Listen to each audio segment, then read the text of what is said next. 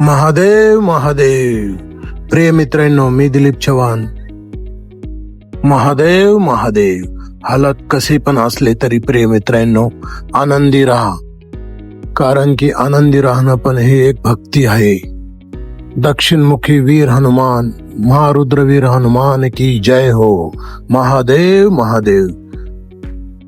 त्रेतायुग संपले आणि प्रभू मारुतीराय आपल्या रामनामामध्ये मग्न झाले.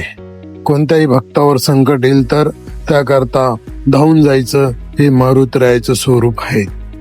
जे पण प्रभू रामाला वचन दिलं त्या वचनामध्ये कोणती बाधा न येऊन देता मारुतीराय सर्वांकरता धावतात.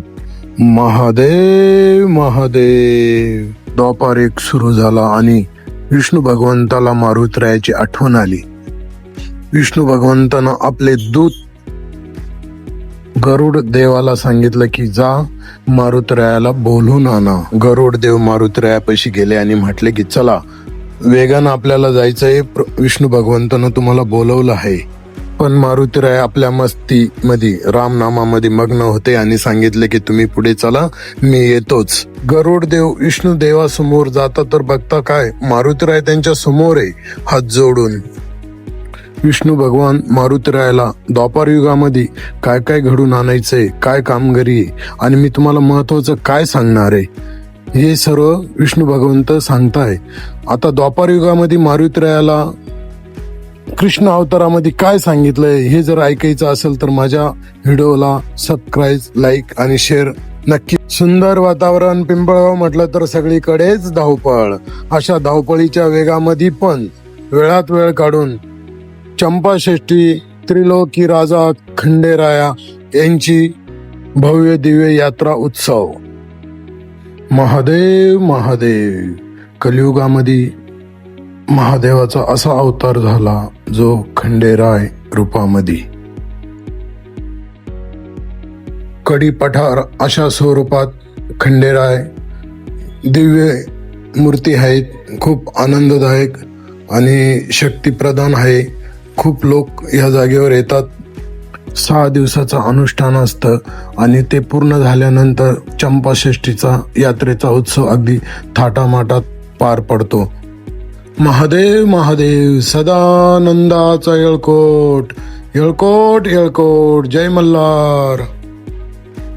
खंडेराव तुमचं कुलदैवत असेल तर नक्की कुलदेवताला गावामध्ये मंदिर असेल तर तिथे जाऊन नैवेद्य दर्शन केलं पाहिजेत किंवा मुख्य स्थान जेजुरीगड या जागी पण गेलं पाहिजेत मिनिमम वर्षातून एकदा. आणि असं होत नसेल तर त्याला पण एक भगवंतानं सांगितलेला मार्ग आहे, जर तो नक्की केला तर खूपच चांगलं. याचा शक्य होईल तेवढे 1 रुपया 5 रुपये हे देवाच्या नावाने आपण बाजूला काढायचे आणि एक दिवस ते मोजायचे. त्यावर आपण निर्णय करायचा की आता आपल्या कुलदेवताला दर्शनाला जायला काही हरकत नाही. अशा स्वरूपात देव सोन्याचा देव आहे आणि पूर्ण जेजुरी ही सोन्याची आहे. देवाच्या दर्शनाचा लाभ ज्यावेळेस तुम्ही घ्याल त्यावेळेस तुम्हाला काहीच कमी पडणार नाही. भोळ्या भक्तांना पावणारा, नवसाला पावणारा असा हा खंडोबा आहे. तुम्हाला खरंच सांगायचं ठरलं तर महाराष्ट्रामध्ये अनेक ठिकाणी खूप चांगल्या पद्धतीने यात्रा उत्सव होतो आणि एक छोट्याशा गावामध्ये का असं एक मूर्ती स्वरूपात पण ते खंडोबा त्या भक्ताला प्रसन्न होतात, नवसाला पण प्रसन्न होतात.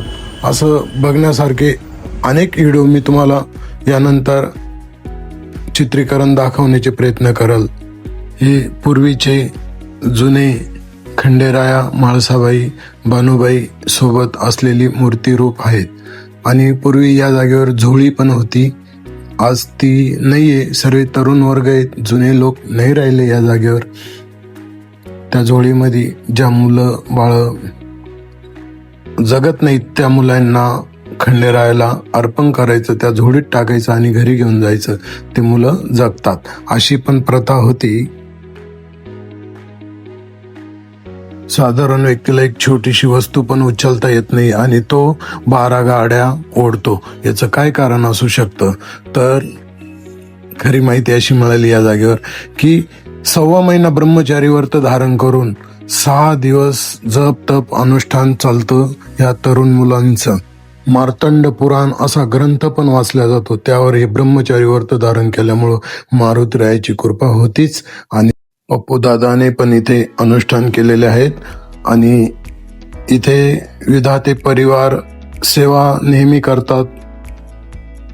6 मै सोमवती अमावस्याला देवाची पालखी निघाती. पूर्ण गावाला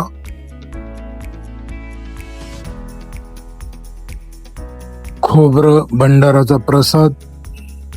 येळकोट येळकोट, जय मल्हार, जय जयकार होतो.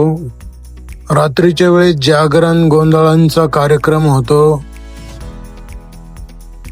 जेव्हा सृष्टीची निर्मिती झाली त्यावेळेस असं म्हटलं जातं, जेव्हा नव्हते कोठेच काही, चंद्र सूर्य तारा नाही, अवघे शून्यच होते पायी. त्यावेळेस महादेव स्वतः या सृष्टीवर आले. त्यानंतर विष्णू भगवान आणि नंतर ब्रह्मदेव. पण या तिन्ही देवतांची अधिपती आदिमाया होती. म्हणजे तिनं सर्व सृष्टीची निर्मितीला सुरुवात केली. त्यावेळेस या आदिमायेनं महादेवांना एक वनस्पती दिली होती आणि ती वनस्पती कलियुगामध्ये खंडेराय अवतारामध्ये भगवंतानं प्रत्येक गोष्टीमध्ये तिचा वापर करण्यात आला. म्हणजे लग्नाच्या अगोदर हळद लावणे, ज्या ठिकाणी जागरण गोंधळ चालते त्या जागेवर देवाच्या गडावर हळद उधळणी होते. म्हणजे हीच वनस्पती हळदीच्या रूपामध्ये सर्व कार्य करायला लागली. तुम्हाला बघायला मिळेल सगळीकडे पिवळा पिवळा भंडार आहे. या भंडारानं सर्व कार्य सिद्ध होतात. म्हणजे एखादी जखम झाली, शुभ कार्य असो, कोणतं पण कार्यामध्ये हळदीचा वापर केला जातो. का आदिमायेनं तिला वरदान देऊन ठेवलेलं आहे आणि ते खूप सुंदर आहे, खूप चांगल्या पद्धतीचं आहे. आता इथं तुम्हाला राहाडी पाहायला भेटल. याच्यामध्ये देव नाचतील आणि सर्व भक्तांचं दुःख हरपण करतील. त्यावेळेस पण ह्या अग्नीला थंड करण्याकरता हळदीचाच वापर केला जाणार आणि मग अग्नी पण थंड होते. जय जय मल्हार, मार्तंड भैरवाय शंभो, हर हर महादेव. अष्टकोटी भैरव देवांचं मुख्य दैवत म्हटलं तर खंडेराया, कडीपठार देव, देवादिदेव महादेवांचा अवतार. येळकोट येळकोट, जय जय मल्हार. सदानंदाचा येळकोट. सर्व महादेव मल्हारी भक्त पंचकुशीतले पिंपळगाव येथे येतात आणि ह्या यात्रेला शोभा वाढवतात. पवित्र वातावरण, गोमित्र यांचं पवित्र करण्याचं काम चालू आहे आणि भक्तिमय वातावरण तयार झालंय. सदानंदाचा येळकोट म्हणून जयघोष चालू आहेत. राहाडीमधून भक्तिमय सर्व दुःख दूर व्हावा याकरता भक्त राहाडीतून देवाकडे 12 गाड्या ओढण्याकरता निघाले आहेत आणि खूप आनंदी वातावरण, सर्व एकदम मस्त. बघा तुम्हाला पिंपळगावमध्ये आल्यावर कसं वाटतं हे बघा. ह्या यात्रेला नित्यनेमानं चंपाषष्ठीला यात्रा भरत असते. सर्वांना हजेरी लावा. सदानंदाचा येळकोट येळकोट येळकोट, जय मल्हार. 12 गाड्या ओढण्यात येत आहे. तुम्हाला हा व्हिडिओ आवडला असेल तर नक्की शेअर करा, लाईक करा, सबस्क्राईब करा. जय जय मल्हार, मार्तंड भैरवाय शंभू, हर हर महादेव, महादेव महादेव.